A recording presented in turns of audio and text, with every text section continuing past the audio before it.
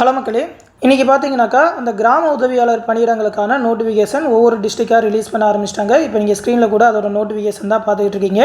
இது வந்து ஒரு மாவட்டம் செங்கல்பட்டு மாவட்டத்தில் ரிலீஸ் பண்ணியிருக்காங்க. இன்றைக்கே பார்த்தீங்கன்னாக்கா மேக்ஸிமம் எல்லா மாவட்டத்துக்கும் வந்துடும் அப்படின்ற மாதிரி கொஞ்ச நேரத்துக்கு முன்னாடி சன் டிவி நியூஸில் கூட போட்டிருந்தாங்க. டேட் பார்த்தீங்கன்னா தெரியும், 6/7/2025 காலையில் 10 மணிக்கு போட்டிருந்தாங்க. 2299 கிராம உதவியாளர் பணியிடங்களை நிரப்ப அறிவிப்பு அப்படின்னு சொல்லி கொடுத்துருக்காங்க.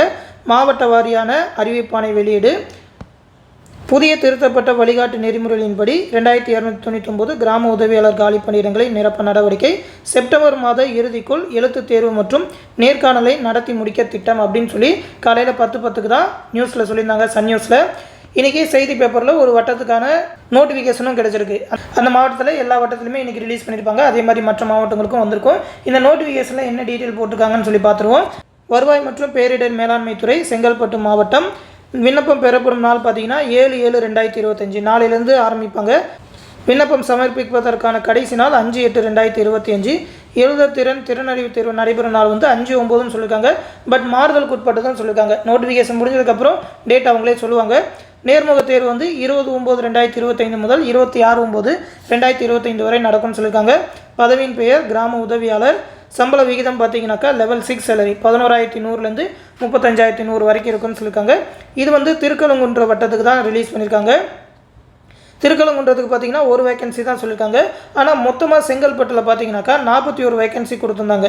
இந்த 2299 வேகன்சி என்னென்ன மாவட்டத்துக்கு எவ்வளோன்னு சொல்லி ஆல்ரெடி இந்த இமேஜ் வந்து நம்மளோட டெலகிராம் குரூப்பில் கொடுத்துருப்பேன்.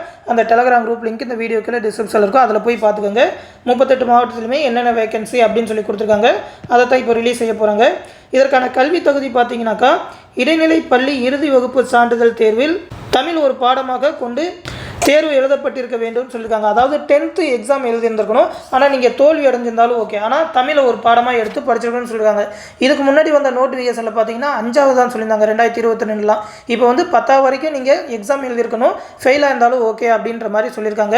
அதனால் இதற்கான குவாலிஃபிகேஷன் 10ன்னு சொல்லி வச்சுக்கலாம்.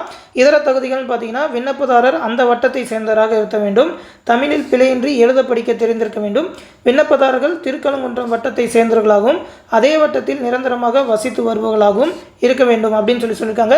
இது வந்து திருக்கழுங்குன்றதுக்கு தான். மற்ற கிராமத்துக்கு ரிலீஸ் பண்ணாங்கன்னா அந்த வட்டத்தில் நீங்கள் வசிக்கிற மாதிரி இருப்பீங்க. அந்த வட்டத்தில் வசிச்சிருந்தீங்கன்னா நீங்கள் அதுக்கு அப்ளை பண்ணலாம். இதற்கான வயது வரம்பு பார்த்தீங்கன்னா 21 வயசுலேருந்து அப்ளை பண்ணலான்னு சொல்லியிருக்காங்க. 32 வயசு வரைக்கும் அதிகபட்சமாக சொல்லியிருக்காங்க. இது வந்து ஜென்ரல் கேண்டிடேட்டுக்கு. அது இல்லாமல் பிற்படுத்தப்பட்டவர், அதாவது பிசி எம்பிசி எஸ்சி எஸ்டி எல்லாருக்குமே 37 வயசுன்னு சொல்லியிருக்காங்க. இதுக்கு முன்னாடி பார்த்தீங்கன்னா எம்பிசி பிசிக்கெலாம் 34ன்னு சொல்லியிருப்பாங்க. இந்த தடவை 37ன்னு எல்லாருக்குமே சொல்லிட்டாங்க. மாற்றுத்திறனாளிகளுக்கு இந்த ஏஜ்லேருந்து ஒரு 10 வயசு அதிகமாக சொல்லுவாங்க. அப்படின்னா 47 வயசு வரைக்கும் அப்ளை பண்ணலாம்.